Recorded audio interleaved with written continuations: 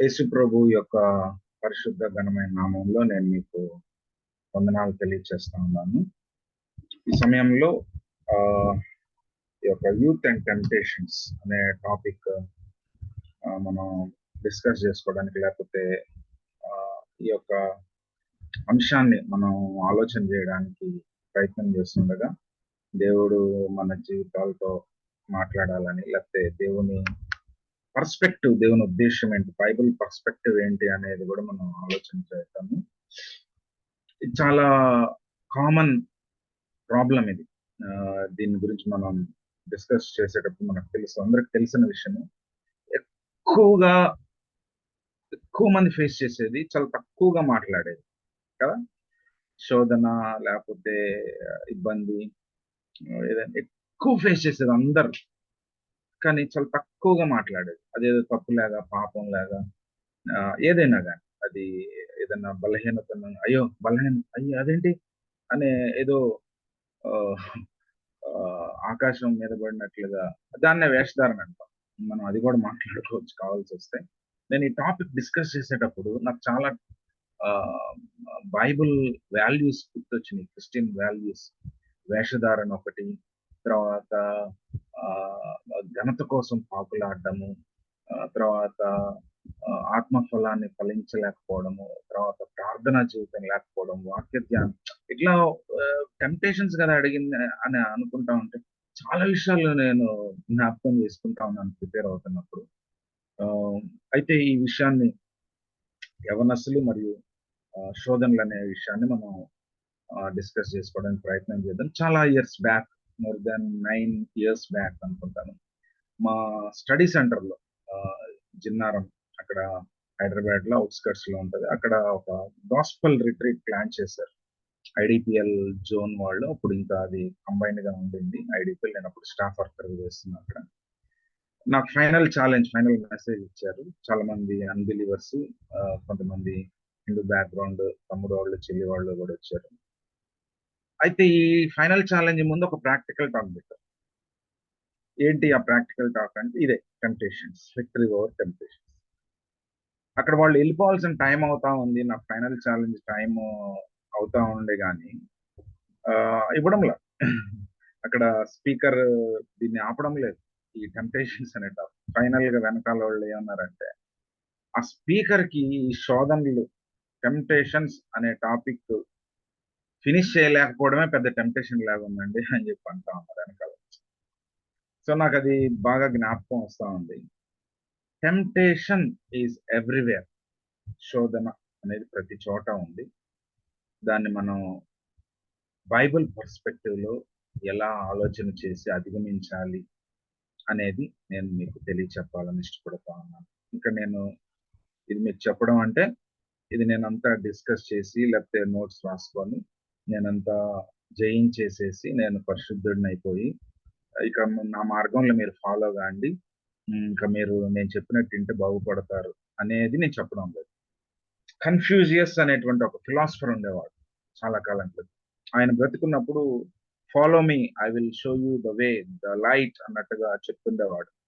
ఆయన చనిపోయినప్పుడు కొంతమంది వచ్చి అడిగారు ఆయన శిష్యులు, సార్ కన్ఫ్యూజియస్ చైనా దేశపు తత్వవేత్త, ఆయన బ్రతుకున్నప్పుడు ఇలా చెప్పాడు, నన్ను మా ఫాలో కాండి, నేను చెప్పింది వినండి, అప్పుడు మీకు లైఫ్ కి మీనింగ్ దొరుకుతుంది, ఉద్దేశం ఉంటుంది అని చెప్పిండు. ఆయన చనిపోయిండు కదా, ఏమైనా మాటలు చెప్పిండా, మేము వినాలనుకుంటున్నాం అని అడిగారంట. అడిగితే ఆ శిష్యులు చెప్తారు, Confucius who has proclaim the light of this world died in utter confusion అన్నారు. అంటే కన్ఫ్యూజియస్ అనేవాడు ప్రజలకి జీవితాన్ని వెలుగును ప్రసాదిస్తాను లేకపోతే చూపిస్తానన్నవాడే కన్ఫ్యూజన్ లో చచ్చింటారు, అందుకేం చెప్తాడు అన్నట్టు. సో ఈ టాపిక్ నేను చెప్పడానికి చాలా భయపడతా ఉన్నాను. నేను కూడా మనందరం ఒకే పరిస్థితిలో ఉన్నాము అని ఒప్పుకుంటూ చాలా భయంతో, వణుకుతో, చాలా ఒళ్ళు దగ్గర పెట్టుకొని ఒక రకంగా చెప్పాలంటే చాలా దీనత్వంతో నేను ఈ మాటలు చెప్పడానికి ఇష్టపడతా ఉన్నాను. కాబట్టి ఇదంతా అయిపోయిన వాళ్ళు, పరిశుద్ధులు మనకి టాపిక్స్ తీసుకుంటారని మీరు అనుకోవద్దు. లేకపోతే ఇది ఎవరికి ఏమి అతీతులు కాదు, అందరూ కూడా దీనికి లోనైనటువంటి వాళ్ళే. కాబట్టి దీన్ని మనం డిస్కస్ చేసుకోవడానికి ప్రయత్నం చేద్దాం. నాకు ఇచ్చిన ఈ అవకాశాన్ని బట్టి నాయకులకి, పార్ట్నర్‌షిప్ ఇండియా వ్యవస్థాపకులు కృష్ణయ్య అన్నకి, వారి కుటుంబానికి, తమ్ముడు శ్రవణ్ నాకు లీడ్ చేస్తున్నాడు ఆయన. అదేవిధంగా నాయకులకి మీ అందరికి కూడాను వందనాలు తెలియజేస్తూ నేను ముందుకెళ్తా ఉన్నాను. టెంప్టేషన్ అంటే ఏంటి? గ్రీక్ వర్డ్ పిరాజో అనే మాటకు 2 అర్థాలు ఇవ్వబడతా ఉంది. టెంప్టేషన్ అనే శోధన తెలుగులో మనం 2 పదాలు, 2 అర్థాలు, ఒకే పదము 2 అర్థాలుగా మనం గమనించొచ్చు. మొదటిగా మనం చూస్తే to provoke someone to deviate from a given standard. అంటే ఒక వ్యక్తిని వేధించడం, లేకపోతే చెయ్యి, చెయ్యి, చెయ్యి, చెయ్యి, చెయ్యి. To provoke someone to deviate, ఒక సరైనటువంటి స్థితిలో నుంచి పక్కకు వెళ్ళిపోవడానికి ఒకటే గోల చేయడం అనుకోవచ్చు. లేకపోతే వాళ్ళని ఇబ్బంది పెట్టడం. Something like that. To provoke someone to deviate from a given standard. సరైన రీతిలో నుంచి పక్కకు తొలగిపోవడానికి ఎవరో ప్రేరేపించడం. రెండోది వచ్చి to put someone or something to the test. అంటే దేన్నైనా పరీక్షకు గురి చేయడం. బంగారాన్ని పరీక్షకు గురి చేస్తాం. ఇనుమును పరీక్షకు గురి చేస్తాం. టెన్సైల్ టెస్ట్, టెన్సైల్ స్ట్రెంగ్త్ అని అంటారు. Test, metal test. ఇట్లాంటి రకరకాల టెస్ట్‌లు ఉంటాయి. ఏదైనా ఒక వస్తువును గాని, దేన్నైనా విషయాన్ని, వ్యక్తిని పరీక్షకు లోను చేయడం. మా బాబు కూడా ఈరోజు పరీక్షకు పోయిండు. Annual exams. నైట్ 12 వరకు చదివిండు. 5 ఏళ్లే. 5 ఇయర్స్ యూకేజీ చదువుతుండు. వాడు పరీక్ష రాసిన మాకు ఏడుపొస్తుందన్నమాట. ఎందుకంటే ఇక మీకు తెలుసు గదా! ఎట్లా ఉంటాయి ఏంటనేది. నేను వాడితో అంటాను, "ఒరేయ్! ఈ సంవత్సరం అంతా ఎళ్ళినావు. ఉదయాన్నే లేచి ఎళ్తున్నావు. ఎన్ని కన్నీళ్లు గార్చినావు నువ్వు. నీకోసం ఎన్ని కన్నీళ్లు గార్చాను నేను. సైకిల్ మీద, బండి మీద నడిచి, ఎండలో, వానలో, చలిలో తిరిగి, తిరిగి నిన్ను స్కూల్‌కి తీసుకెళ్ళి ఇన్ని వేల ఫీజులు గట్టి, ఈ ఒక్క పరీక్ష కోసమేరా నువ్వు జాగ్రత్తగా రాయాలిరా" అని చెప్పి వాడిని బతిమలాడుతా ఉన్నాను నైటంతా. "నీకేం గావాలి చెప్పురా భయ్" అంటే, "నాకది గావాలి, ఇది గావాలి" అని చెప్పాను. So, to put someone or something to the test. ఈ పరీక్షకు లోనైతేనే దాని యొక్క సత్తా ఏంటో తెలుస్తది అనే అర్థాన్ని 2 రకాల అర్థాలు మనకి తెలుస్తా ఉంటాయి. ఈ గ్రీక్ వర్డ్ పెరాజో అనే పదం నుంచి మనం గమనించినప్పుడు. So, temptation is provocation or attempt to deviate someone from a given standard. In this context, the word temptation is nearly always used in the Bible. That the pressure one is aware of to cause one to sin. అంటే ఆ yellow colour లో నేను రాశాను కొంచెం చూడండి. తెలుగులోనే చెప్తా. ప్రేరేపించడం, ప్రొవొకేషన్ ప్రేరేపించడం, డీవియేట్ అంటే పక్కకు తొలగిపోవడం. సో ఈ సందర్భంలో మనం శోధన, టెంప్టేషన్ గురించి మాట్లాడేది అంటే బైబిల్‌లో వాడబడింది ఎప్పుడు కూడాను ఇలాంటి ఉద్దేశంతోనే వాడబడింది. పక్కకు తొలగించడానికి ప్రేరేపణ. పౌలు కూడా అంటాడు కదా కొరింథీ సంఘంతో, క్రీస్తు యొక్క భక్తిలో నుంచి, సరళతలో నుంచి మీరు పక్కకు తొలగిపోతారేమో. సర్పం తన కీర్తి చేత హవ్వను మోసపుచ్చునట్లు మిమ్మల్ని కూడా ఆ విధంగా చేస్తదేమో అని, సరళత నుండి పక్కకు తొలగిపోతారేమో అని భయపడుతున్నానని పౌలు చెప్తున్నట్లుగా ఆ ఉద్దేశంతోనే బైబిల్‌లో కూడా ఈ పదాలు రాయబడ్డాయి. టెంప్టేషన్, శోధన అనేది బైబిల్‌లో ఈ ఉద్దేశంతోనే రాయబడింది. పక్కకు తొలగించడం సరైన మార్గం నుండి. అది ఒక ఒత్తిడి లాంటిది. ఎలాంటిది? పాపం చేయడానికి అది ప్రేరేపణ, ఒత్తిడి లాంటిది. That is one is aware off to cause one to sin. పాపం చేయడానికి తెలిసే, వన్ ఈస్ అవేర్ ఆఫ్, తెలియకుండా కాదు. అయ్యో నాకు తెలియకుండా జరిగిపోయింది, నేను కళ్ళు తెరిచి చూసుకుంటే ఇట్లా అయిపోయిందే, నాకు క్లోరోఫామ్ ఇచ్చారు, నేను నాకు తెలవకుండానే మొత్తం ఆ డైలాగ్స్ పనిచేయవు ఇక్కడ. It is the pressure that one is aware of. అంటే ఒత్తిడి ఉంది, చాలా బలవంతమైన ఒత్తిడి. మనం చూస్తుంటాం కదా, గవర్నమెంట్ ఆఫీసెస్ లో ఒత్తిడి పెడతారు. సంతకం పెట్టు, లంచం ఇస్తారు, వాడు జైన్ అంటాడు. ఒత్తిడి, నీ కుటుంబాన్ని ఇట్లా చేస్తాం, నీ ట్రాన్స్ఫర్ చేస్తాం, నీ లూప్ హోల్స్ బయట పెడతాం, నీకు అది ఉంది కదా, ఒత్తిడి అనమాట. వాడికి తెలిసే చేస్తాడు అనమాట, ఏం చేయలేని పరిస్థితి. సో మనం కూడా it is the pressure that one is aware off to cause one to sin. పాపం చేయబడ్డకు తీవ్రమైన ఒత్తిడికి గురి అవుతూ ఉంటాం. అది పాపం అని మనకి తెలుసు. That one is aware of. శోధనలో ఇంకా చాలా విషయాలు ఉన్నాయి, మనం గమనిద్దాం అవన్నీ కూడా మనం డిస్కస్ చేస్తాం టైం బట్టి. Temptation always comes from Satan, God can't tempt you. యాకోబు 1:13లో మనం 13-14లో మనం గమనించినప్పుడు మనకు కొన్ని విషయాలు తెలుస్తాయి. అవి మీరు బైబిల్ ఉంటే కనుక మీరు నోట్ చేసుకోవడానికి ప్రయత్నం చేయండి. ఈ పీపీటీ కూడా నేను మీకు ఇవ్వడానికి ప్రయత్నం చేస్తాను. జనరల్ గా ఇవి చాలా మనము బేసిక్ లెవెల్లో పిల్లలకి మనం టీచ్ చేస్తూ ఉంటాం. డిటి క్యాంప్, ఇవాంజలిస్టిక్ క్యాంప్, దేవుని నమ్ముకున్న తర్వాత పిల్లలకి మనం టీచ్ చేస్తూ ఉంటాము. కానీ దాని పర్యవసానాలు, దాని స్కోపు ముసలి వాళ్ళకి కూడా ఉంటుంది అనమాట. వయసు పైబడినటువంటి వాళ్ళకి కూడా ఈ శోధనల యొక్క పరిస్థితి వయసు వరకు కూడాను ఉంటది. అయితే నేను ఇది జనరల్ యూత్ లెవెల్లో చెప్తున్నాను, స్టూడెంట్ లెవెల్లో చెప్తున్నాను. దేవుడు కీడు విషయమై శోధింపబడినాడు, ఆయన ఎవరిని శోధింపడు గనుక ఎవడైనా శోధింపబడినప్పుడు నేను దేవుని చేత శోధింపుకున్నానని అనకూడదు అనేది బైబిల్ చెప్తా ఉంది. టెంప్టేషన్ ఎప్పుడు కూడా సాతాను నుంచే వస్తుంది. ఇలా వెళ్ళిపో, అలా వెళ్ళిపో, ఇలా చెయ్యి, అలా చెయ్యి. ఎగ్జాంపుల్ మనం చూస్తే దావీదుని సాతాను ప్రేరేపించినట్లుగా జనాభా లెక్కలు లెక్కించడానికి మనం పాత నిబంధనలో చూస్తాం. స్పష్టంగా సాతాను అని రాయబడి ఉంటుంది. తర్వాత ఆయన బెత్షెబాతో పాపం చేయడం కావచ్చు. సంసోను మనకు చాలా స్పష్టంగా తెలుస్తుంది. అరే బాబు, నీకు ఎందుకురా, మన జాతిలో లేకపోతే మన వర్గంలో దేవుడు ఏర్పాటు చేసిన వ్యక్తుల్లో ఉన్నారు కదరా, పోయి పోయి గాపిల్లం చేసుకుంటావు ఎందుకురా భయ అంటే, ఏ లేదు లేదు, నాకు గదే కావాలా, గదే గదే గదే కావాలి. సాలమన్ డిజోబియింగ్ గాడ్, తెలిసి తెలిసి కూడా చేయడు. దేవుడు చెప్పనే చెప్పిండు, నువ్వు ఇలా చేయకూడదు, అలా చేయకూడదు అని చెప్పేసి. కానీ అధిక జ్ఞానం ఎక్కువైపోయి అనేక మందిని వివాహం చేసుకొని ఉంచుకొని వాళ్ళ విగ్రహాలకు ఆయన తిరిగిపోయి సింహాసనం కూలిపోవడానికి ఆయన కారణం అయ్యాడు. చూసారా ఎంత తెలివిగల వాళ్ళు ఇలా అయిపోయారు. కాబట్టి సాతానుడు స్పష్టంగా మనుషుల్ని చెరపట్టుకొని శోధిస్తూ ఉంటాడు అనేది బైబిల్ చాలా స్పష్టంగా చెప్తుంది. ఎప్పుడు కూడా దేవుడు నాకెందుకు ఈ శోధన ఇచ్చాడు అని అనకూడదు. అయ్యో నాకెందుకు ఈ శోధన. నేను రియలిస్టిక్ గా మాట్లాడుతున్నా. మొన్న నేను వేరే రాష్ట్రం పాట్నా వెళ్ళినాను, ఇక్కడ ఒక క్యాంప్ కి. వాళ్ళు అక్కడ ఈస్టర్ మెసేజ్ చెప్పమన్నప్పుడు నేను ప్రిపేర్ అవుతా ఉన్నాను. లూకా సువార్త 24లో 5వ వచనంలో ఉంటుంది. వాళ్ళు వెతుకుతా ఉంటారు, భయపడతా ఉంటారు. యేసు ప్రభు సమాధిలోకి వెళ్ళగానే భయపడిపోతారు. భయపడిపోయి ఆ దేవదూతని బట్టి భయపడిపోతే వాళ్ళు అక్కడ దేవదూత వచ్చి, మీరెందుకు సజీవుడైన వాడిని మృతుల్లో వెతుకుతున్నారు, భయపడుతుంది.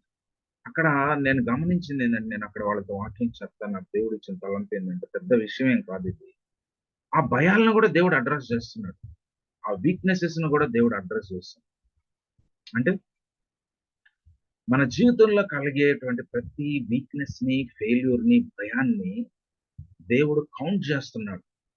ఇంత అయితే ఎదిగినావు, ఇన్ని రోజులు పరిచయం చేస్తున్నావు, సిగ్గులేదు నీకు, ఇంకా భయపడ. ఇట్లాంటి మాటలు జనాలు అంటారు కానీ దేవుడా, వాస్తవాలుగానే మాట్లాడుకోవాలి.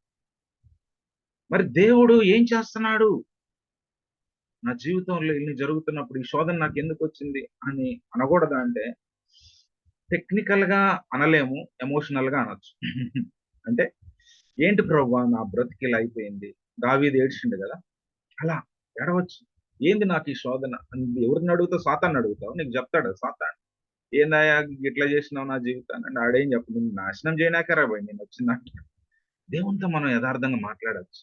అది బైబిల్లో చాలా చోట్ల ఉంది. హబక్కూకు కూడా దేవునితో వాదులాడుతుంటాడు. డిస్కషన్, డిబేట్, ఆర్గ్యుమెంట్ దేవునితో మనం చేయొచ్చు. ఎందుకు అంటే ఈ విషయాన్ని అర్థం చేసుకోవాలి. To put someone or something to the test, పరీక్షకు లోను చేయడానికి. పెరాజో అనే గ్రీక్ వర్డ్ కి అర్థం ఏంటంటే, బైబిల్లో ఇలా కూడా వాడబడింది. ఏంటి అంటే 2 అర్థాల్లో పుట్టింగ్ టు ద టెస్ట్, పెరాజో అనే ఈ పదానికి బైబిల్లో వాడబడినటువంటి అర్థం ఏంటంటే, పుట్టింగ్ టు ద టెస్ట్, పరీక్షకు లోను చేయడం. అబ్రహాముని దేవుడు శోధించాడు. శోధించడం అంటే కీడు విషయం కాదు. శోధన అంటే పరిశోధించడం, పరిశుభ్రం చేయడం, బాగు చేయడం, పరీక్షకు గురి చేయడం. అబ్రహాం, నువ్వు నాకు భయపడతావు లేదా, నాకు ఎట్లా తెలుస్తుంది నీ కొడుకుని నాకు ఇస్తావా?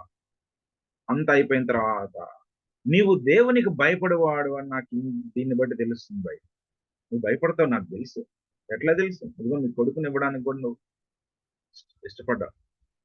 సో దేవుడు మనల్ని పరీక్షించడానికి కొన్నిసార్లు కొన్ని పరిస్థితుల్ని అలౌ చేస్తా ఉంటాడు. నేను దీన్ని మీకు కొంచెం అర్థమయ్యేటట్టు చెప్పడానికి ప్రయత్నం చేస్తాను.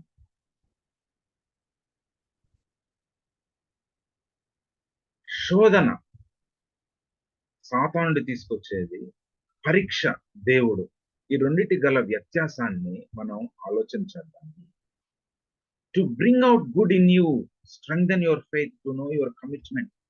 నీ జీవితాన్ని బాగు చేయడానికి, నీలో నుంచి మంచిని తేడానికి, దేవుడు నిన్ను ఇంకా విశ్వాసంలో నిలబెట్టడానికి, నీ సమర్పణని ఇంకా అధికంగా తీసుకెళ్ళడానికి దేవుడు శోధనను అంటే పరిశోధనను అంటే పరీక్షను ఎలా చేస్తాడు. సాతానుడు ఏం చేస్తాడు? నిన్ను నాశనం చేయడానికి, అపవిత్రునిగా చేయడానికి కదా, పాప స్వభావాన్ని తిరగదోడడానికి, దేవుడి నుంచి వ్యతిరేకంగా వెళ్ళిపోవడానికి సాతానుడు ఉపయోగిస్తాడు. దేవుడు పరీక్ష ఆ విధానంలో కొన్నిసార్లు మన ప్రమేయం ఉండకపోవచ్చు. యోబుకి జరిగినట్లుగా మన ప్రమేయం ఉండకపోవచ్చు. కానీ శోధన, సాతానుడు కలిగించే శోధన ఖచ్చితంగా మన ప్రమేయం ఉంటది. ట్రాప్ లాగా, ఒక వేటగాడు లాగా ట్రాప్ వేస్తే అది నీకు నాకు అర్థమవుతుంటది అది ట్రాప్ అని. మన ఇష్టంతోనే, మన యొక్క అంగీకారంతోనే సాతానుడు మనల్ని శోధిస్తాడు. ఉదాహరణకి దావీదు మనం చెప్పాం కదా, ఇందాక డిస్కస్ చేసుకున్నాం బెత్షెబా విషయంలో. టెస్టింగ్, దేవుడు నిన్ను ఆశీర్వదించి అనేకులకు ఆశీర్వాదకంగా ఉంచి సాతాన్ని అవమానించడానికి, నీకు జీవ కిరీటాన్ని బహుకరించడానికి కోసం పరీక్షను ఎలా చేస్తా ఉంటాడు. కానీ సాతానుడు శోధనను నిన్ను అపనమ్మకునుగా, విశ్వాస భ్రష్టునిగా చేయడానికి ఎలా చేస్తుంటాడు. కింద నేను రాసిన, sometimes Satan's temptation and God's test can be at a time.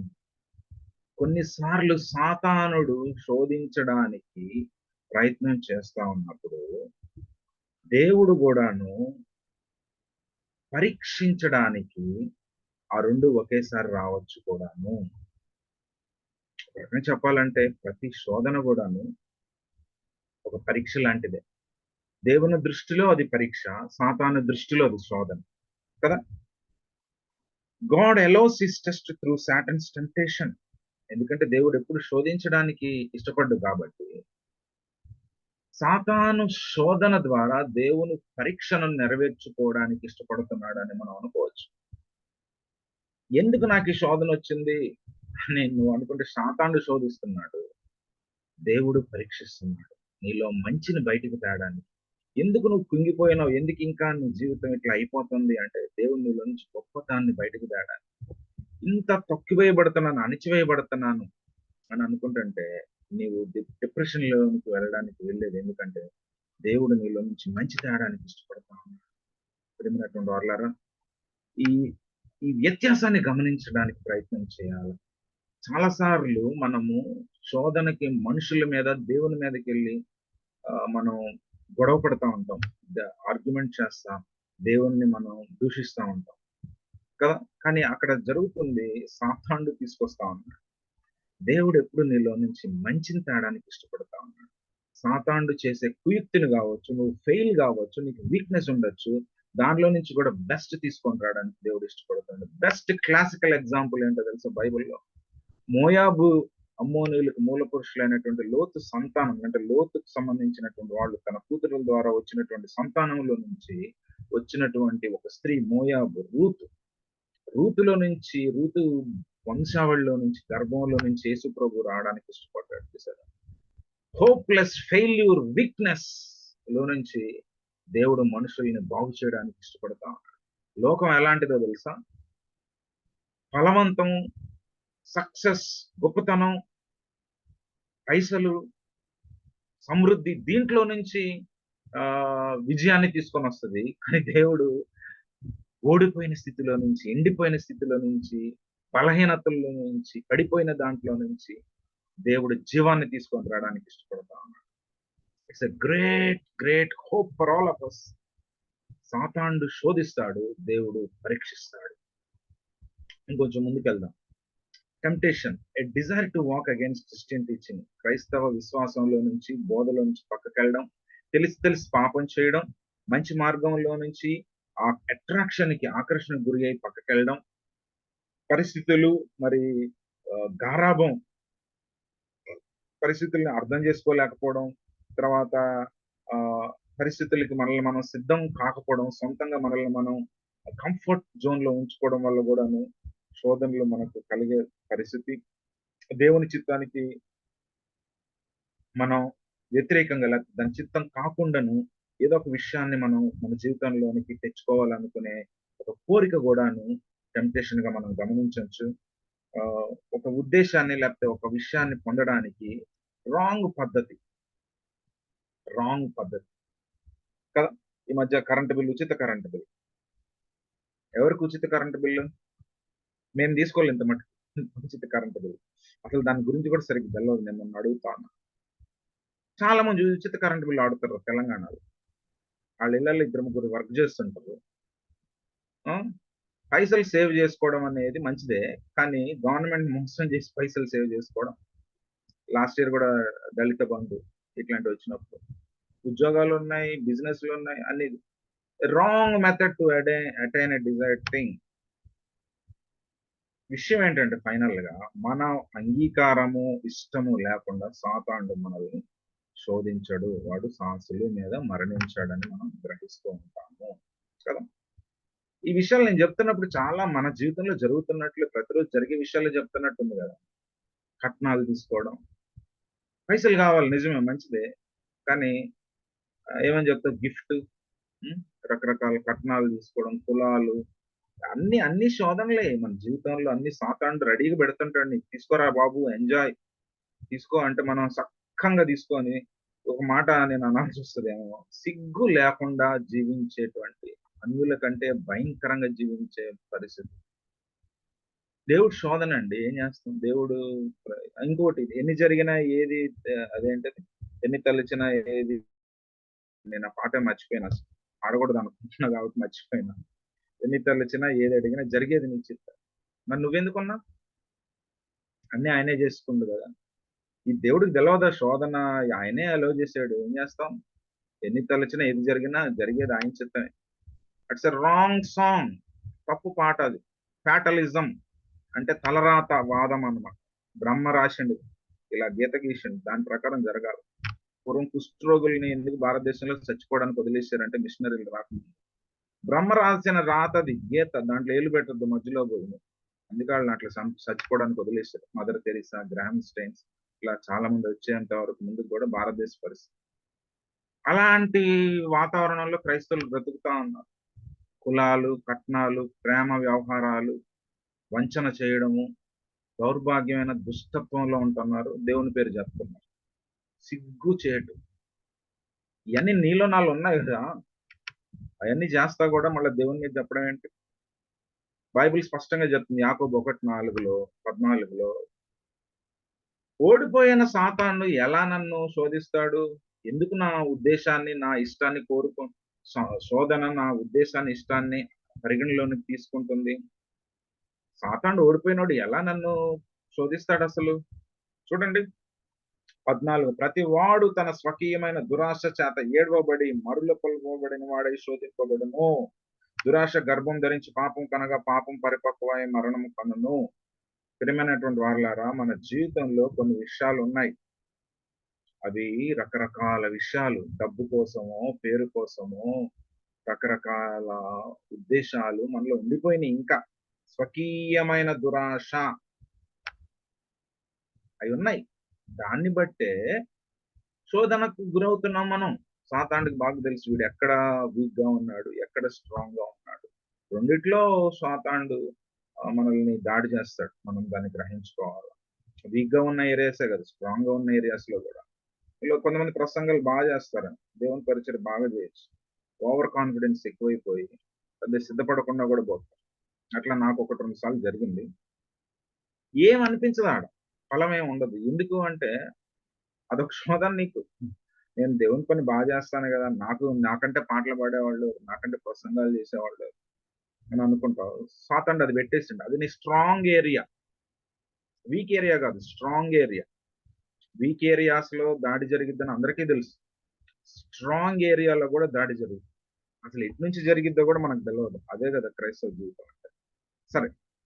How to recognise or know evil desire in me, నా జీవితంలో ఉందని ఎలా తెలుస్తది? మీరు యూట్యూబ్‌లో స్లీపింగ్ స్నేక్స్ ఇట్లా మీరు గమనిస్తే ఎడారిలో కొన్ని పాములుంటాయి. చాలా విషపూరితమైన పాములు. అయ్యేం చేస్తాయంటే నీళ్ళల్లో ఇసుకలో పండుకొనుంటాయి. కళ్ళు మాత్రం బయటకు పెడతాయి. మీరు చూడండది. ఇసుక కలర్‌లో పాములుంటాయి. కళ్ళు మాత్రం బయటకు కనిపించేటట్టుంటాయి. అసలు అక్కడ వచ్చేవాళ్ళకి ఏం తెలవదు అవి పామున్నట్టుగా. అటువైపెళ్ళే బల్లినో, ఎలుకనో సంథింగ్ ఏదో ఒక చిన్న జీవిని వెంటనే అటాక్ చేసేస్తది. అసలు ఉందని కూడా తెలవదు అక్కడ. చూసినోళ్ళు షాక్ అయిపోతారు. ఫస్ట్ అది షాక్ అవుతది ఆ జంతువు. ఇంకొక రకమైన టెక్నిక్ ఏంటంటే కొన్ని పాములు ఆ ఎడారిలోనే, ఆ మట్టిలోనే కిందకి లోపలికెళ్ళిపోయి తన తోకను బయటకుంచి ఇట్లా ఊపుతా ఉంటది. అది చూసిన చిన్న చిన్న జీవులు ఏందంటే అదేదో తినేది కావాలా అనుకోని అయి పోయి దాన్ని ఆ తోకని అది ఇట్లా ఊపుతా ఉంటదన్నమాట. అట్లా ఊపుతా ఉంటే ఆ తోక అది తినేదేమో అనుకొని పోయి దాన్ని ఆ చిన్న జీవులు నోట్లో పెట్టుకోవడానికి ప్రయత్నం చేసినప్పుడు వెంటనే పాము వాటిని అటాక్ చేస్తాయి. స్లీపింగ్ స్నేక్స్ అంట. మీ జీవితంలో ఎలాంటివి ఉన్నాయి స్లీపింగ్ స్నేక్స్? వ్యభిచార సంబంధమైన ప్రవృత్తి, విగ్రహారాధన సంబంధమైన ప్రవృత్తి, ప్రేమ కలాపాలు, సినిమాలు, వేషధారణ, ఇంట్లో ఒకటి, బయటొకటి, మీటింగ్‌లో ఒకటి, బయటొకటి, పేరు ప్రఖ్యాతలు, అబద్ధాలు, ఇంకేం చెప్పుకోవాలి అన్నీ ఉంటాయి కదా! కాబట్టి నీ జీవితంలో ఎక్కడ నువ్వు ఫెయిల్ అవుతున్నావు? అది నువ్వు రాసుకోవాలి. నాకు తెలిసి 2, 3 ఏరియాస్‌లో నేను స్ట్రాంగ్‌గా ఉన్నాను, వీక్‌గా ఉన్నాను. వాటిని నువ్వు రాసుకో. దాన్ని అక్కడి నుంచి అయి వస్తున్నట్టు నేను గ్రహించొచ్చు. కదా! ఇంకా రకరకాల విషయాలున్నాయి. మనం చూద్దాం. మనం రక్షణ పొందినప్పుడు ఏం జరిగిందయితే మరి ఇన్ని ఉంటే మన జీవితంలో, ఇంత దౌర్భాగ్యం ఉంటే మన జీవితంలో, ఇంత మురికుంటే రక్షణ పొందినప్పుడు ఏం జరిగిందంటే, మనము చనిపోయాము. పాపం చావలేదు. కదా! అందుకే బైబిల్‌లో చాలా మాటలు ఏమున్నాయంటే మనమికను పాపమునకు దాసులము కాకుండానట్లు పాప శరీరం నిరర్ధకమగునట్లు మన ప్రాచీన స్వభావం ఆయనతో కూడా సిలువ వేయబడినని ఎరుగుదము. మనం జావాల. పాపం కాదు చచ్చేది. గలతీ 5:24 క్రీస్తు యేసు సంబంధులు శరీరం దాని ఇచ్చలతోను దురాశలతోను సిలువ వేసి ఉన్నారు. సిలువ వేయబడ్డాం. శరీరాన్ని నలగొట్టుకొని నేనే తప్పిపోతానేమో అని అంటాడు పౌలు. వేరే వాళ్ళకి చెప్పి నేను భ్రష్టుడిని అయిపోతాను కాబట్టి నా శరీరాన్ని నలగొట్టుకోవడం అంటే డిసిప్లిన్ చేసుకోవడం. దురాశలతో సిలువ వేయడం. కొలస్సీ 3:5 కావున భూమి మీద ఉన్న మీ అవయములు అనగా జారత్వమును, అపవిత్రతను, కాముకతను, దురాశను, విగ్రహారాధనైన ధనాపేక్ష చంపివేయండి. పక్కన పెట్టండి, బీరువాలో పెట్టండి, తాళం వేయండి. లేకపోతే అట్లా మోరీలో పడేయండి. ఇట్లా కాదు గుర్తుంది. చంపివేయండి. Kill it. Put it to death. చంపేసేయండి దాన్ని. జాలి, దయ, కనికరం లేకుండా చంపేయండి. నాశనం చేయండి అని పౌలు చెప్తున్నాడు కొలస్సీ సంఘానికి రాస్తూ. కాబట్టి మనం పాపానికి చచ్చిపోయాం కానీ పాపం చనిపోవాలి అంతే ఉంది. మనం పరలోకానికి వెళ్ళినప్పుడు గ్లోరిఫికేషన్ జరిగినప్పుడే మన జీవితంలో పాపపు యొక్క ఉనికి నుంచి మనం వెళ్ళిపోయి ప్రశాంతమైన పాపం లేని ప్రపంచంలో మనం జీవిస్తాం అనేది జ్ఞాపకం చేసుకోవాలి. అయితే ఈ temptation or being tempted a sin. గమనించండి. శోధించబడ్డము, శోధన అనేది పాపమా? హెబ్రూ 4:15లో ఏముంటదంటే మన ప్రధాయాజకుడు మన బలహీనతలందు మనతో సహానుభావం లేనివాడు కాడు గాని సమస్త విషయంలో మన వల్లే శోధింపబడిన ఆయన పాపం లేనివాడు. యేసు ప్రభువుకు కూడా ఈ శోధనలు వచ్చినాయి. ఏ శోధనలు? నేను కొన్ని మాటలు చెప్తే మీరు నన్ను అసలు వీడు అసలు దైవజనుడా లేకపోతే దేవుని సేవ చేసేవాడేనా అని అనుకుంటారు. నాకు తెలుసు. అదే నేను మొదట్లోనే చెప్పింది. మనం ఎక్కువగా బాధించబడతాం, మాట్లాడతాం. మన బలహీనత యందు మనతో సహానుభావం లేనివాడు కాడు గాని సమస్త విషయంలో అంటే యేసుప్రభుకి ఏముందండి? ఆయన దైవ సంభూతుడండి. ఆయనకి ఆడపిల్లలని చూస్తే ఏం కలిగి ఛీ! ఛీ! అయి మాట్లాడుకోకూడదండి. పాపం తగిలిద్దండి మనకి. ఆయనకి ఆహారం విషయంలో పెద్ద పట్టింపేముండదండి. నిద్ర పెద్దగా ఏం ఆయన యుగ పురుషుడు గదండీ! ఆయనకి నో. సమస్త విషయంలో అంటే నువ్వు ఎలా శోధించబడ్డావో యేసు ప్రభువుకి గూడా అయ్యే శోధనలొచ్చినియి. ఈ మాట వినడానికి చాలా మంది ఇష్టపడరసలు. యేసు ప్రభువు నీతో అదే గదరా బాబు బైబిల్ జెప్పేది. హెబ్రీ పత్రిక చదువుకోండి అందరూ. అబ్రహాము సంతాన స్వభావం ధరించుకొనెను. ఏంటది? చదువుకోండి. యేసుక్రీస్తు 100% మనిషి. 100% దేవుడు. సమస్త విషయంలో, తిండి విషయంలో, ఆపోజిట్ సెక్స్ విషయంలో, నిద్ర ఇక మనిషికి ఏమైతే వస్తాయో డబ్బు విషయంలో, అన్ని విషయంలో యేసు ప్రభుకి శోధనొచ్చింది. నీకు జెప్పారా? నన్నడగొచ్చు. ఆడికి రాసుందిగా మరి. పాపము లేనివాడిగా ఉండెను. అక్కడ స్ట్రెస్ చేయాల్సిందేందంటే, యేసు ప్రభువుకి గూడా శోధనొచ్చిందా? అమ్మ ఆయన గూడా పోయిందా అయితే? దానికేసాన అని నువ్వు ఆనందపడడానికి గాదు జెప్పేదాడ. పాపము లేనివాడిగా ఉండెను అనే రిజల్ట్ జూసి ఆనందపడ్డానికి. పర్లేదు, పర్లేదు. యేసుప్రభు గూడా మనలాగే అన్నమాట. పోనీలే, పోనీలే అని నువ్వు అడ్జస్ట్ అవ్వడం కోసం గాదు జెప్పేది. He is sinless. Though he was tempted in every way, he is sinless అనే ఒక గొప్ప విషయం మర్మాన్ని తెలుసుకోవడం కోసం ఈ మాట జెప్తాను. నాకు కూడా భయమవుతుంది ఈ మాట చెప్తుంటే యేసుప్రభుని మనతో పాటు కంపేర్ చేయడం. కానీ వాక్యం అలా చెప్తుంది గదా! హ్మ్. అయితే ప్రతి ఒక్కళ్ళు యేసుప్రభువుని సొంత రక్షకునిగా అంగీకరించిన వాళ్ళు శోధించబడతారు. అనేక మంది సెయింట్స్ అంటే పరిశుద్ధులు దీని నుంచి వెళ్లారు. ఏంటది? ఈ శోధించబడ్డం. మార్టిన్ లూథర్ ఏమంటాడంటే దైవజనుడు ఆహ్, రిఫార్మర్ మార్టిన్ లూథర్. ఆయన ఓ పక్షుల్ని యొక్క నెత్తి మీదకెళ్ళి అవి ఆహ్, వెళ్ళకుండా దాన్ని అవి వస్తా ఉంటాయి. నువ్వు ఇట్లా అనుకున్నా గాని అవి వస్తుంటాయి, ఎళ్తా ఉంటాయి, ఎళ్తా ఉంటాయి. కానీ గూడు కట్టుకోకుండా నువ్వు ఆపగలవు అంటాడు మార్టిన్ లూథర్. అయి నీ నెత్తి మీదకెళ్ళి ఎళ్ళనీయకుండా నువ్వు చేయలేవు. కొన్నిసార్లు వెళ్తా ఉంటాయి. నీకు తెలియకుండా లేకపోతే అట్లా వచ్చి అట్లా ఎళ్ళిపోతాయి. కానీ గూడు కట్టుకొని, తిష్ట వేసి గూడు కట్టుకునే విధంగా నీకు అర్థమవుతది గదా! నీకు సోయ వస్తది గదా! అప్పటికి. తెలుస్తది గదా! సెన్సిటివిటీ దాన్నేమనాలి మనం? మన అర్థమయ్యే భాషలో? మనకు తెలివుంటది గదా! హ్మ్.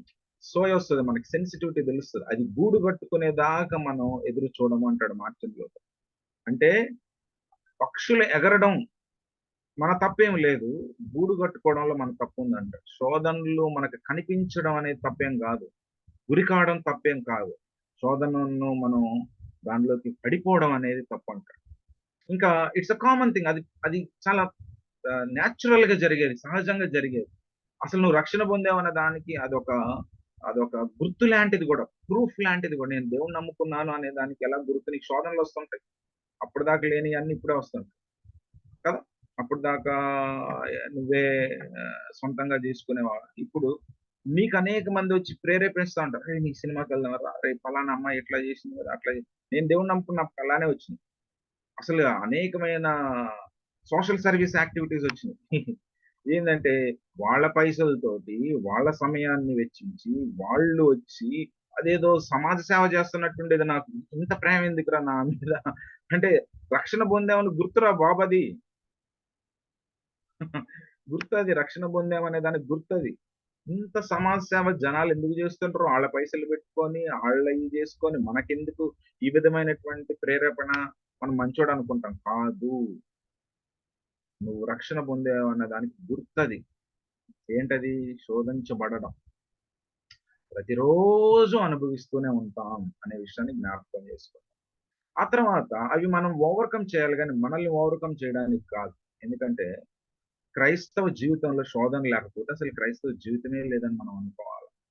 అది ఆ శోధనలు మనల్ని పాపం చేయడానికి ప్రేరేపిస్తాయి కానీ, అవి పాపం కాదు. ఎందుకు అంటే యీల్డింగ్, వాటికి లోబడడం పాపం. అంగీకరించి దానికి లోబడిపోవడం పాపం గాని, అది కనిపించినంత మాత్రాన పాపం కాదు. కదా! నువ్వు ఒప్పుకుంటే, నువ్వు అంగీకరిస్తే ఎప్పుడు గూడాను మార్గం బయటికి తప్పించుకోవడానికి ఉండనే ఉంటది అనేది మనం గ్రహిస్తూ ఉంటాం. Encourages to sin but not itself is a sin. ప్రేరేపిస్తుంటది.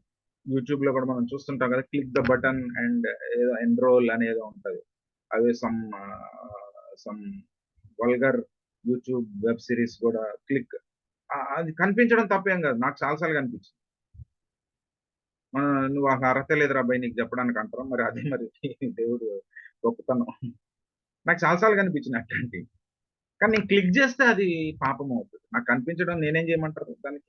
కదా! నెత్తి మీదకెళ్ళి పక్షులెళ్తాయి నేనేం చేసేది దానికి? కానీ గూడు కట్టుకోకుండా నేను ఆపుకోవచ్చు కదా! కాబట్టి ఎవరైనా యంగ్ పీపుల్ ఇక్కడుంటే, లేకపోతే యంగ్ టీచర్స్ ఎవరైనా యూత్‌కి టీచ్ చేసేవాళ్ళుంటే, అసలు మనం ఏం చేయాలంటే యాక్సెప్ట్ చేయాల. నేను ఈ మధ్య చాలా సీరియస్‌గా ఈ యూత్ మినిస్ట్రీలో ఆలోచన చేస్తాను. యంగ్ పీపుల్ ఎందుకు మనల్ని నమ్మడం లేదని. నేను చాలా విషయాలు చెప్తా ఉంటే, నేను ఒక స్టూడెంట్‌తో మాట్లాడుతా ఉంటే, "అరే బాబు! నువ్వు అట్లా బైబిల్ స్టడీకి వాడిని తేవద్దని అంటున్నారు కొంతమంది. ఎందుకంటే వాడు మారలేదు" అది ఇది. వాడంటాడు, "మీరేం మారారు అసలు మమ్మల్ని అనడానికి" అంటున్నాడు. నిజమే చెప్పిండు అనిపించింది. యంగ్ పీపుల్ బాగా గమనిస్తుంటారు. మీరేం మారారు? మీలో ఏం ఐక్యత ఉందని, మీలో ఒకళ్ళకొకళ్ళకి క్షమాపణ ఉందా? మీరు మమ్మల్ని మాకు చెప్తారు. మీరు మారాలని చెప్పేసి, మీరు మారండి ముందని చెప్పి. కొట్టినాడురా చెంప మీద ఇక సిగ్గు తెచ్చుకోవాలి మరి ఇక ఇట్లాంటి వాళ్ళతోనే అనుకోని నేను పక్కకెళ్ళినా గాని. యూత్ మినిస్ట్రీ చేసేటప్పుడు యాక్సెప్టెన్స్ ఉండాలి. ఊరక మనం డౌట్ చేయడం వాళ్ళని ఆడపిల్లలతో మాట్లాడితే ఏదో అంటగట్టడం. తర్వాత ఇంకేదో కాకుండా వాళ్ళని అసలు ఎందుకు వాళ్ళకి అలా జరుగుతుందనేది మనం అంగీకరించాల. Encourages to sin but not itself a sin. అది మనం గమనించాల. కదా! అది అలా అలా అలా కనిపించినంత మాత్రాన అది పాపం గాదు.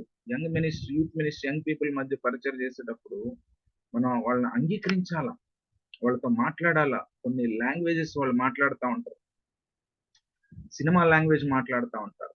యూత్ లాంగ్వేజ్ మాట్లాడుతా ఉంటారు. నువ్వు వెంటనే ఇది ఏందిది అది ఇది అన్నావంటే ఇక అది ఖతం ఇకసలు మనకు పరిచయం చేయడానికి అవకాశం ఉండదు. కదా! కాబట్టి ప్రియమైనటువంటి వారలారా, మనకు కనిపించినంత మాత్రాన అది పాపం గాదు. దానిలో లోబడి పడిపోవడం పాపం అనేది మనకు అర్థం గావాలా. యంగ్ పీపుల్‌కి గూడా మనం అది నేర్పించాలి, చెప్పాలా. వాళ్ళని ఎంకరేజ్ చేయాలా. అసలు మనం దాన్ని అంగీకరించాలి. యూత్ ఎందుకు ఈ విధమైనటువంటి పరిస్థితిలో ఉన్నారనే దాన్ని మనం తెలుసుకోవాలి. అంతేగాని ఎప్పుడు జడ్జిమెంట్‌గా జేయడం గాదు. ఇప్పుడు వాళ్ళని వ్యతిరేకంగా చేసి అట్లా. నేను కొన్ని బైబిల్ స్టడీస్‌కెళ్తుంటాను. దానికి కొంతమంది డ్రగ్ అడిక్ట్స్, కొంతమంది తాగి తిరిగేవాళ్ళు వస్తుంటారు. మీ బైబిల్ స్టడీస్‌కి ఎప్పుడైనా అట్లాంటోళ్ళొచ్చారా? నేను ఒంగోలులో ఉన్నప్పుడు ఒకసారి బైబిల్ స్టడీ మేము కండక్ట్ చేసిన బైబిల్ స్టడీకి మా ఏరియాలో నోటోరియస్ ప్లేస్ మేముండేది. భయంకరమైన చెడ్డ పేరుంది మా ప్రాంతానికి. దాంట్లో మేము బైబిల్ స్టడీ కండక్ట్ చేసాం. మా బైబిల్ స్టడీకి వచ్చేవాళ్ళందరూ హెచ్ఐవి పేషెంట్, ఒకాయన డ్రగ్ అడిక్ట్స్, డ్రగ్స్ తీసుకునేవాళ్ళు, వ్యభిచారం చేసేవాళ్ళు. మరి ఇట్లాంటోళ్ళకే గదా! సువార్త జెప్పాల్సింది. కదా! కాబట్టి పరిశుద్ధులకి నువ్వేం జేయనవసరం లేదు నేను. యంగ్ పీపుల్ శోధనలో ఉన్నారంటే వాళ్ళని బద్నాం జేయడం గాదు మనకు తెలవాల్సింది. వాళ్ళకి అది అవైలబుల్‌గా ఉంది గానీ, దాని నుంచి మనం తప్పించుకోవచ్చు అనే భరోసా కలిగించే విధంగా అసలు మనం అర్థం జేసుకోవాలని. సరే మనకి టాపిక్ వేరేది కాబట్టి. Every temptation is sourced by Satan, allowed by God but not sourced by God. ఇది మనం గుర్తుపెట్టుకోవాలా. ఇందాకటి నుంచి ఒక సస్పెన్స్ లాగుంది. ప్రతి శోధన సాతాను ద్వారా అది క్రియేట్ చేయబడింది. దేవుని చేత అనుమతించబడింది. కానీ దేవుని ద్వారా క్రియేట్ చేయబడింది గాదు. దేవుని ద్వారా అది తయారు చేయబడింది గాదు. సాతానుడు ఫ్యాక్టరీలో పెట్టి రెడీ చేస్తుంటాడు నీ కోసం, నా కోసం. అది ఆర్&డి రీసెర్చ్ అండ్ డెవలప్‌మెంట్ వింగ్‌కి పంపించి స్టాంప్ ఎయాలి. ఆ స్టాంప్ ఎవరేస్తారు? సాతాన్ ఫ్యాక్టరీలో ఇది గుర్తుపెట్టుకోండి. మనందరం జ్ఞాపకం పెట్టుకుందాం. సాతానుడు తయారు చేసిన టెంప్టేషన్ ప్రొడక్ట్‌కి స్టాంప్ ఎవరేస్తాడంటే దేవుడు. చాలా కామెడీగా, క్రేజీగా అనిపిస్తుంటది గదా! సాతాను ఫ్యాక్టరీలో ఫైనల్ స్టాంపింగ్ ఎవరేయాలంటే దేవుడెయ్యాలి. అదేంది? అంతే. దేవుడు అలౌ చేయకుండా నిన్ను, నన్ను ఎవ్వరు గూడా టచ్ చేయలేరు. వెంట్రుకలన్నీ గూడా లెక్కించబడి ఉన్నాయని బైబిల్‌లో మత్తయి సువార్త. So, no one can touch అస్.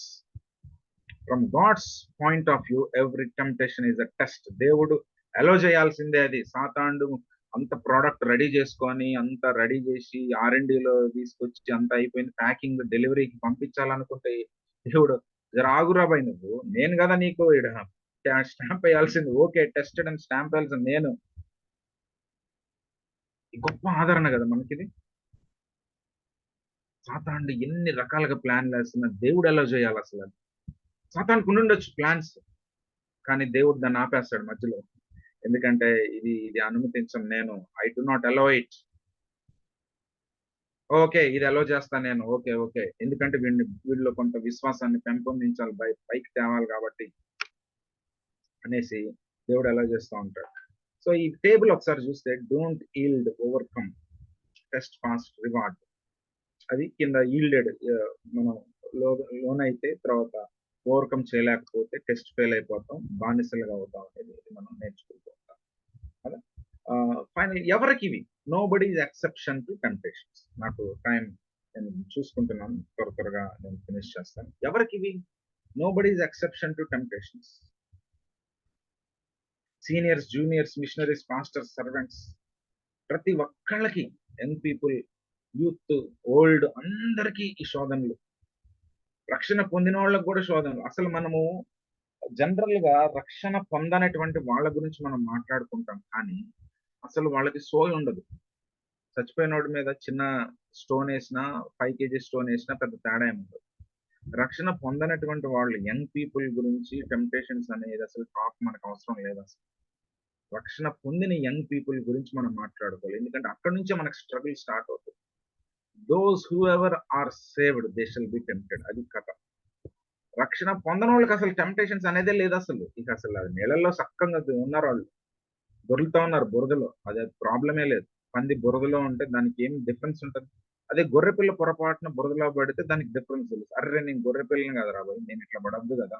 అనేది తెలుస్తది. కాబట్టి ఎవరికంటే రక్షణ పొందినోళ్ళకి అసలు టెంప్టేషన్స్ అనేది, రక్షణ పొందినోళ్ళకి అసలు గాన్ కేస్ అది. ఆళ్ళ జీవితాల్లో ఇక అసలు అది ఇక ఉండనే ఉంది. టెంప్టేషన్స్ కావవి. వాళ్ళకేంటంటే అవి అడిక్షన్స్ అని అనుకోవచ్చు. ఎందుకంటే దాంట్లో ఇరుక్కుపోయి ఉంటారు వాళ్ళు బయటికి రాలేరసలు. హ్మ్. జనరల్‌గా ఏదైనా చెప్పాలనుకుంటే యంగ్ పీపుల్‌కి మనం చెప్పొచ్చు గానీ దేవుడిని నమ్ముకోనోళ్ళకి ఆహ్, జ అసలు స్పెసిఫిక్‌గా మాట్లాడాల్సొస్తే టెంప్టేషన్స్ అనేవి దేవుడిని నమ్ముకున్నటువంటి వ్యక్తుల గురించే మనం మాట్లాడాలి.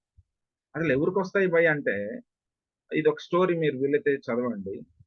బిల్లీ గ్రహాంతో పాటు పరిచర్య చేసినటువంటి ఒక గొప్ప దైవజనుడు చార్లెస్ టెంపుల్టన్. ఆయన గొప్ప సువార్థికుడు. తర్వాత నాస్తికుడైపోయాడు. 3 ప్రశ్నలేసాడు. బైబిల్ నమ్మలేకపోతున్నాను. ఆయనకు అదొక శోధన.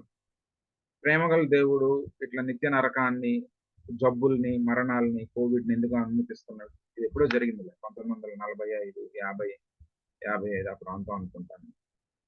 మూడోది క్రైస్తవులు మంచోళ్ళైతే ఆళ్ళెందుకు చెడ్డ పనులు చేస్తుంటారు? అన్ని శోధనలే ఈయనకి. ప్రశ్నలు. దేవుడిని ఇడిచిపెట్టేసిండు. చచ్చిపోయాడు. 'ఫేర్‌వెల్ టు గాడ్' అనే పుస్తకాన్ని కూడా రాశాడు. ఎవరికొస్తాయి బాబు ఇయి అంటే, యంగ్ పీపుల్‌కి రావడం చాలా కామన్ విషయం. ఎందుకు గాపోతే ఎవరికొస్తాయి? పిల్లోడికే కదా వచ్చేది.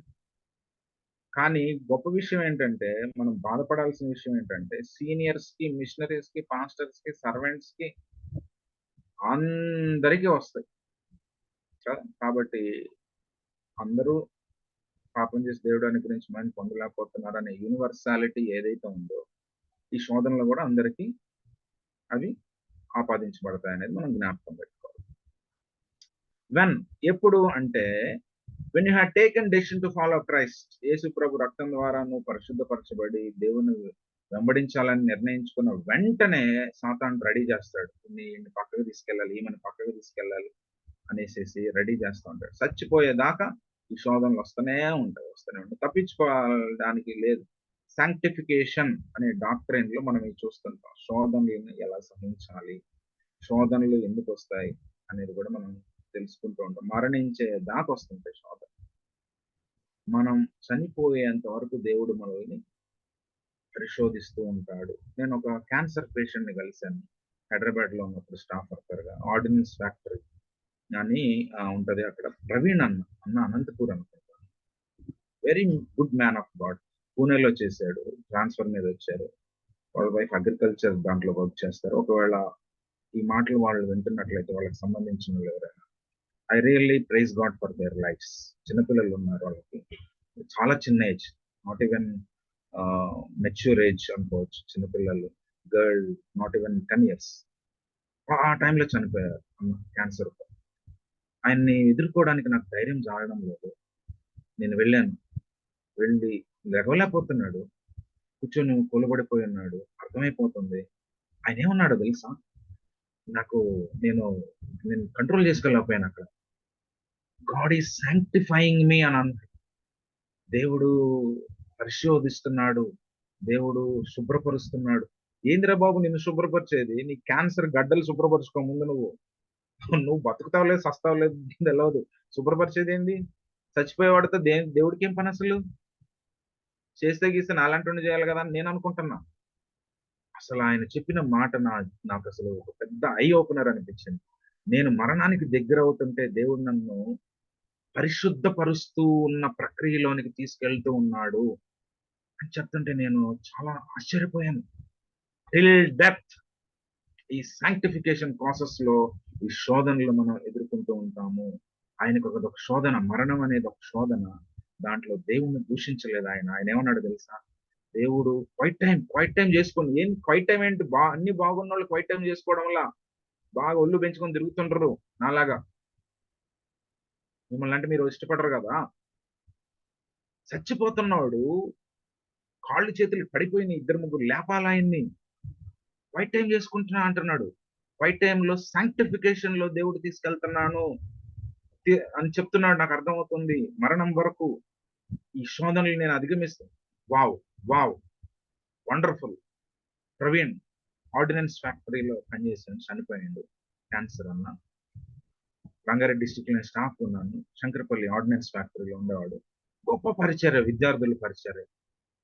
భారత్ డైనమిక్స్ లిమిటెడ్ అక్కడ అటువైపు అక్కడ మేము చాలా గొప్ప పరిచర్య. ఎప్పుడు వెళ్ళినా నాకు రోటీ చేసి పెట్టేవాడన్న. My dear friends, this is what it is. శోధన సాంక్టిఫికేషన్ లోనికి తీసుకెళ్తా ఉంటది. దేవుడు అలౌ చేస్తా ఉన్నప్పుడు అది మనం దాన్ని పాజిటివ్ గా తీసుకొని దేవునిలో ఎదగడానికి ఉపయోగపడుతది. ఎలా వస్తది అసలు శోధన? అసలు ప్రాసెస్ ఏంటి అంటే ఒక క్యామెల్ స్టోరీ చెప్తారు. షేక్ ఉన్నాడంట ఎడారిలో. టెంట్ ఏసుకొని కూర్చుండంట లోన. ఈ క్యామెల్ వచ్చిందంట. క్యామెల్ అంటే ఈ యొక్క ఉంటె. వచ్చి అడిగిందంట, షేక్ గారు నాకు బయట చలిగా ఉంది. నైట్ టైమ్ అయింది కదా! చీకటి కనిపిస్తుంది. కొద్దిగా నెత్తి లోపల పెట్టుకుంటా మంచు తడుస్తుంది కదా! టెంట్‌లోకి పెట్టుకుంటా అనిందంట. సరే రా అన్నాడంట. కొద్దిసేపు ఆయన లేచి చూస్తే అది నెత్తి పెట్టుకొనుంది. పండుకొని లేచిండు మళ్ళా కొద్దిసేపు అయిన తర్వాత. అది వెనకాల కూడా తడుస్తుంది కదా! నేను కొద్దిగా లోపలికెళ్తాను. రేపు మీరెలా ట్రావెల్ చేస్తారు? నా బ్యాక్ మీద కూర్చోవాలి కదా! అనిందంట. సరే రా అన్నాడు. కొద్దిసేపు అయిన తర్వాత ఆయన చూస్తే ఆ టెంట్‌లో నుంచి బయటికెళ్ళున్నాడు ఆయన. అదేమో లోపలికెళ్ళింది. అంటే దాని అర్థం ఏంది? చాలా మంది వినుంటారు ఇది. నేను ఎక్కువ ఎక్స్‌ప్లెయిన్ చేయడం లేదు. స్లోగా జరుగుతా ఉంటది. క్రియాపూర్వకంగా జరుగుతుంటది. తర్వాత కింద పడిపోవడమే ఇక. దీన్ని కొంతమంది ఇలా గూడా చెప్తా ఉంటారు. సాటన్స్ ప్లాన్ ఏంటంటే, టెంప్టింగ్ ప్లాన్ ఎలా ఉంటది అంటే, 1 యోహాను 2:16 ఏమని చెప్తది అంటే, శరీరాశ, నేత్రాశ, జీవపు డమ్ము. లోకంలో ఉన్నదంతా శరీరాశ, నేత్రాశ, జీవపు డమ్ము. ఆదికాండంలో మనం గమనించినప్పుడు ఆదాము, అవ్వల కాంటెక్స్ట్‌లో 3:6లో ఆ పండు చూడ్డానికి ఎలా ఉంది? మంచిగా ఉంది. చూచుటకు మంచిగా ఉంది గదా! అది నేను చదువుతాను. ఆహ్, ఆదికాండం 3:6లో మనం గమనించినప్పుడు, ఎందుకు మీరు తిన్నారు ఆ పండుని అని దేవుడు అడిగినప్పుడు, ఆ వృక్షము ఆహారమునకు మంచిదియు, కనులకు అందమైనదియు, వివేకమిచ్చు రమ్యమైనదై ఉండునట్లు నేను చూచాను.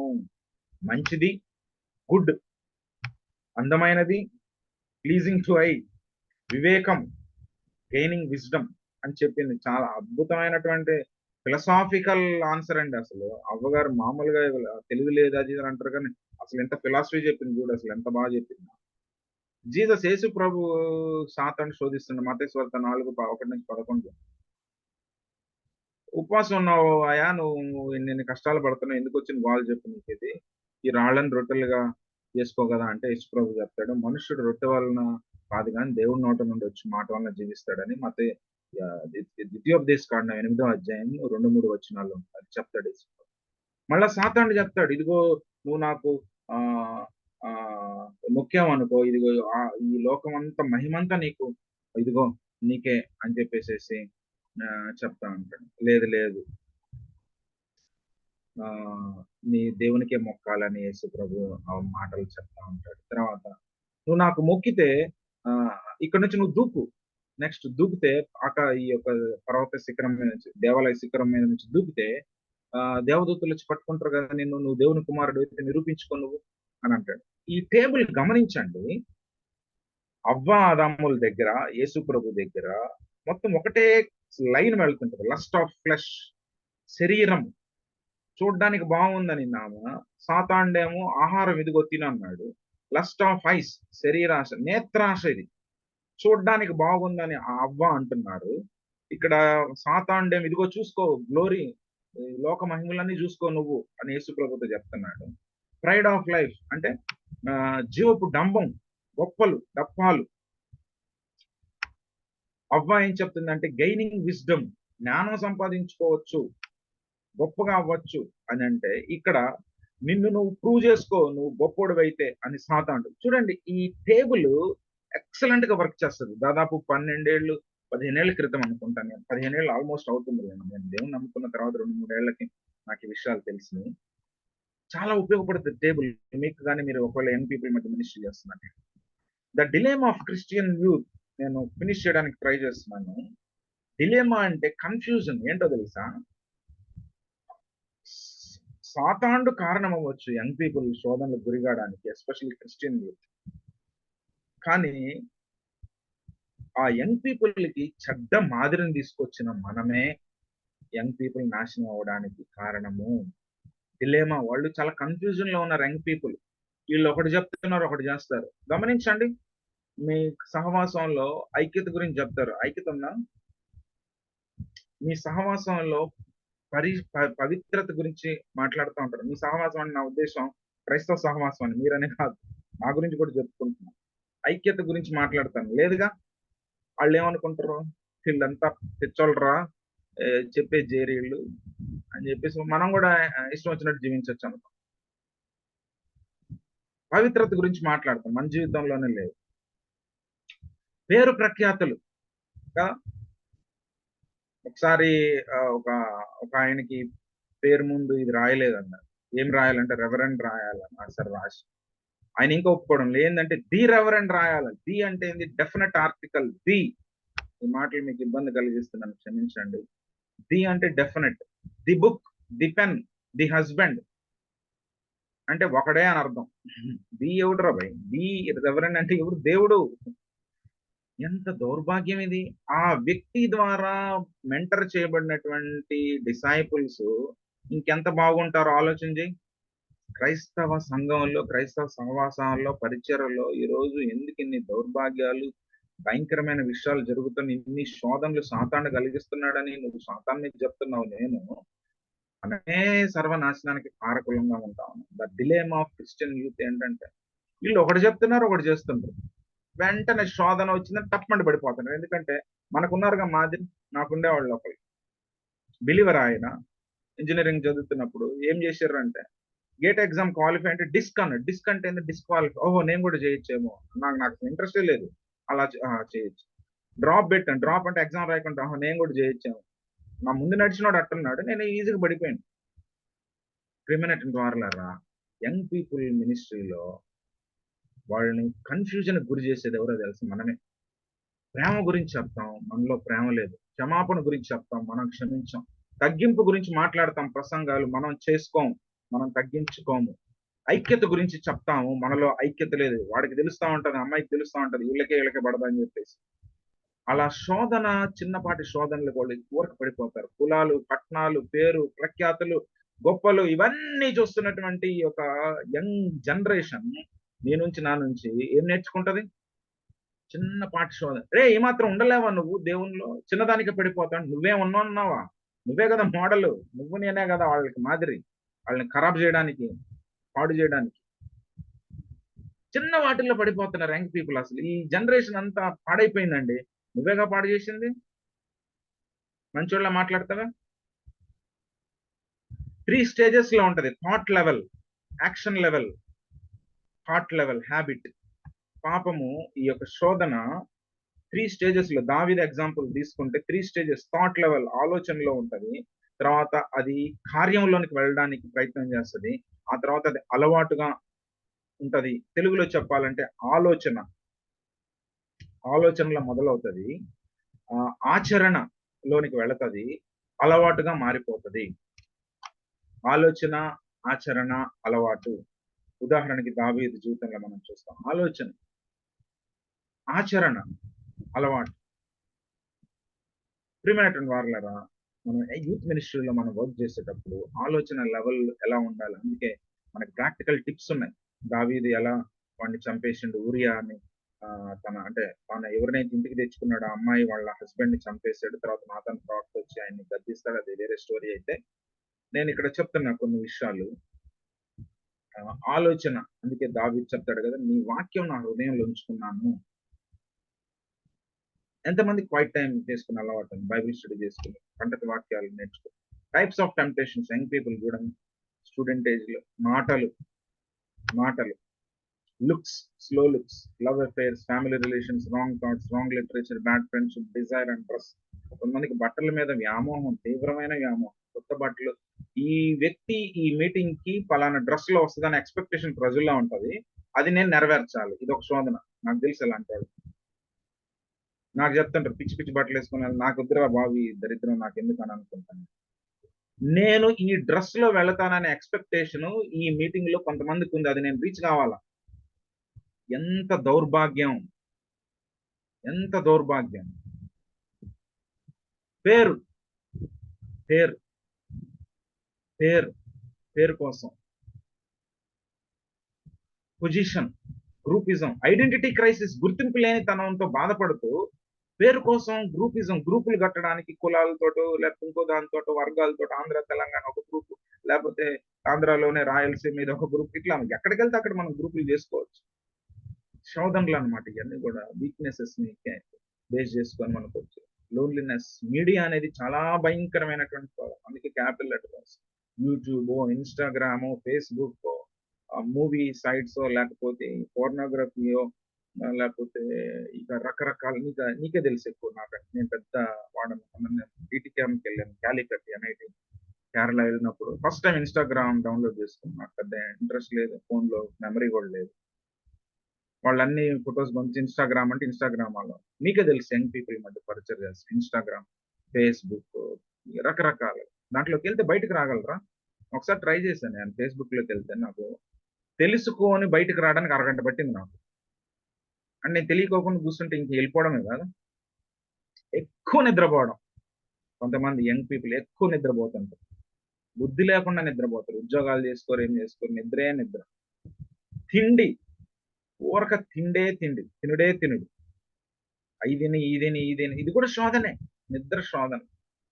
ఈగో, కొంతమందికి ఒక శోధన. ఈగో హట్ అయింది, నేను చెప్పినట్టు వినలేదు కాబట్టి నిన్నేమైనా చేస్తా. ఈగో. ఇవన్నీ కూడా మన క్రైస్తవ జీవితంలో ఆత్మీయ ఫలానికి సంబంధించినే కదండి. శోధనని చెప్పమంటే ఇవన్నీ చెప్తాడేంది అనుకుంటారు, మరి ఇయే కదా, వీటిలోంచే కదా వస్తుంది అంతా. ఈగో ఈగో ఈగో అహం, అదొక శోధన.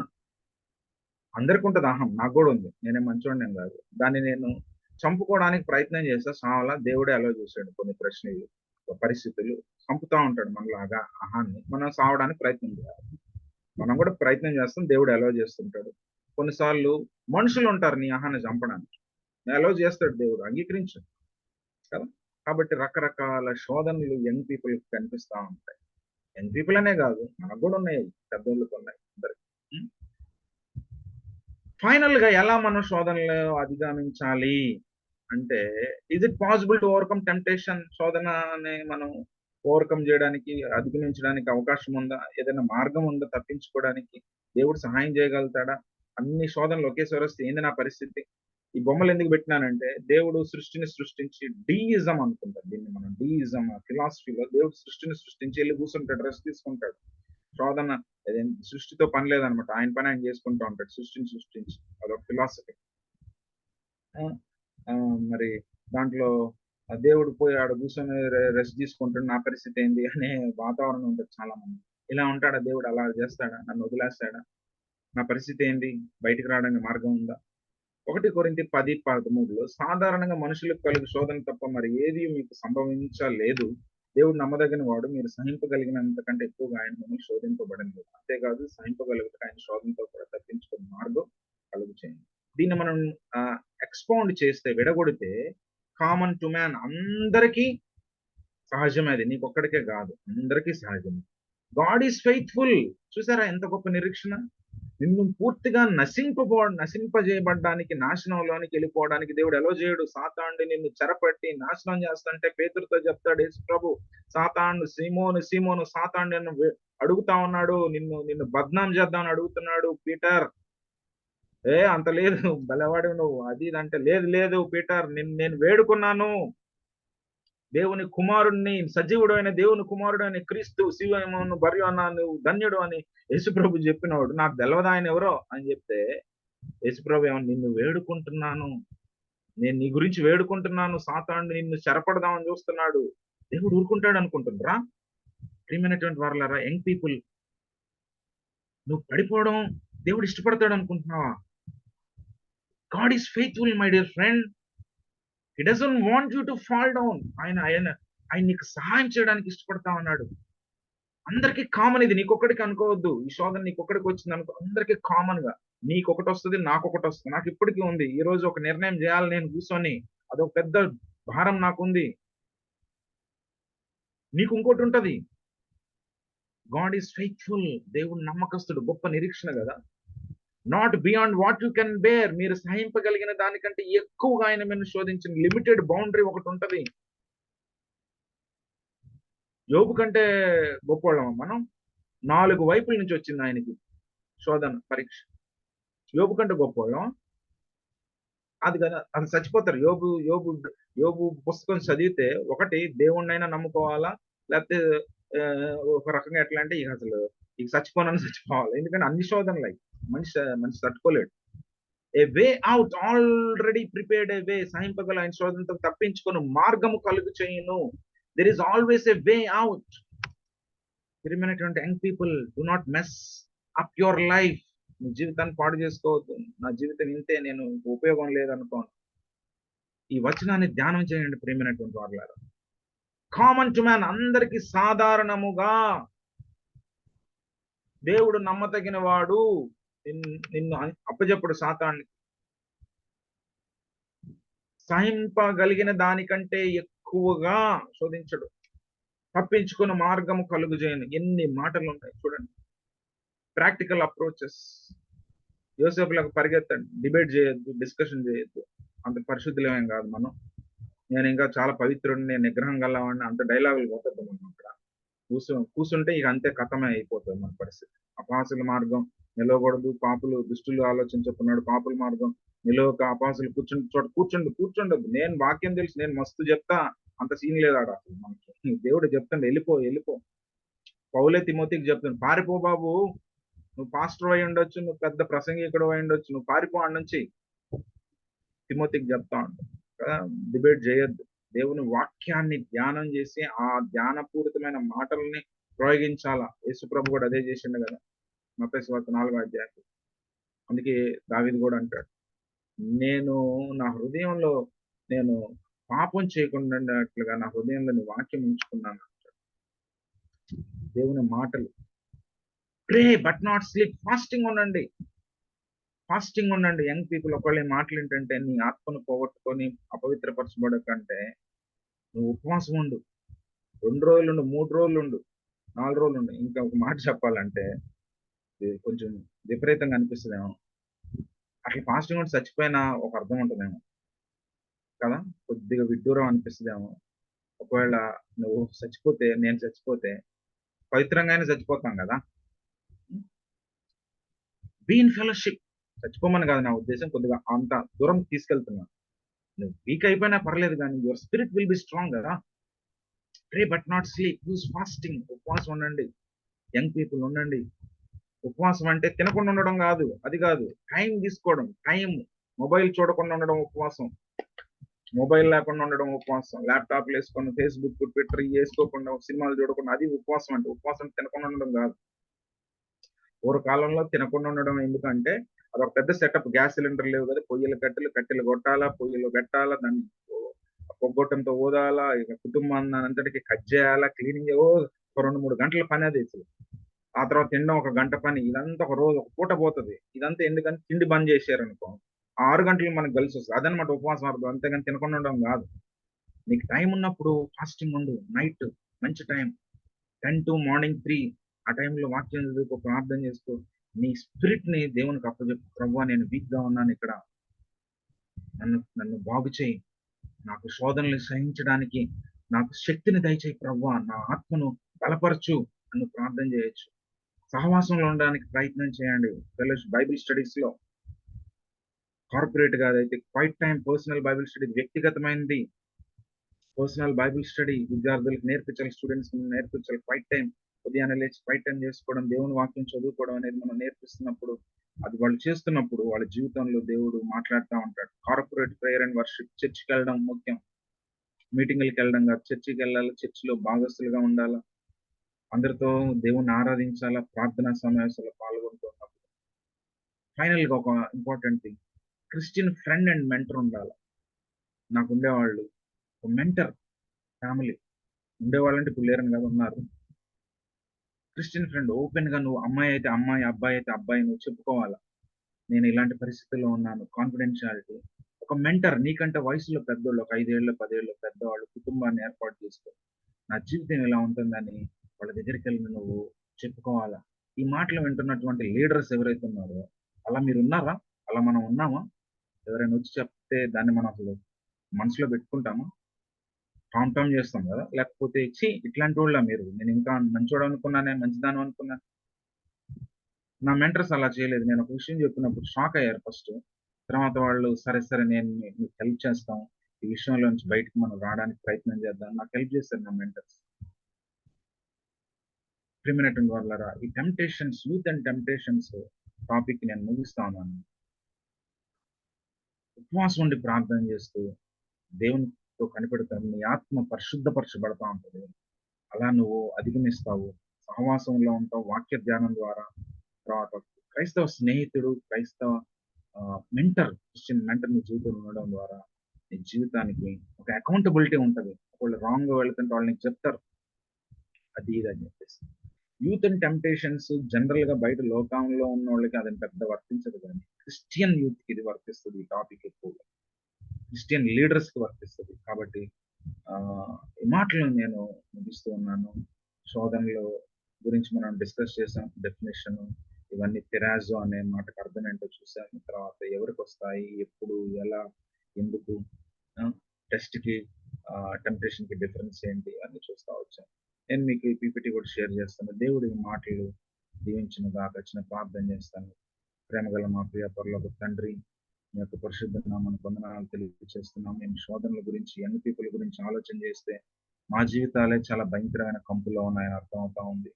మాలో యంగ్ పీపుల్‌కి ఉండే శోధనలు ఉండకపోవచ్చు. కానీ మాలో అనైక్యత ఉంది, అపరిపక్వత ఉంది. నాయన క్షమాపణ లేనితనం ఉంది. గొప్పలు, పేరు ప్రఖ్యాతులు ఉన్నాయి. శరీరాశ, నేత్రాశ చూపడంబానికి సంబంధించిన పరిస్థితులు ఇంకా ఉన్నాయి. దేవా మా జీవితాల్లో బాగు చేయండి. బాగు చేయండి. క్రైస్తవ యంగ్ పీపుల్ ఎన్నో పరిస్థితుల్లో ఉన్నారు. వాళ్ళని బాగు చేయడానికి మాకు సహాయం చేయండి. ఈ మాటలు వింటున్న నాయకుల్ని అదేవిధంగా ఆహ్, యూత్ యంగ్ పీపుల్ ఎవరైతే ఉన్నారో వాళ్ళని మీరు దర్శించండి, దీవించండి, బాగు చేయండి. నాయన మరి నడిపించండి. మీ నిత్యరాజ్య స్థాపన కోసం తమను తాము సిద్ధం చేసుకోవడానికి సహాయం చేయమని ప్రార్థన చేస్తూ, మా జీవితాలు మీకు అప్పజెప్పుకుంటూ యేసు ప్రభు నామములో ప్రార్థన చేసి పెడుతున్నాం మా తండ్రి. ఆమేన్. Thank you very much.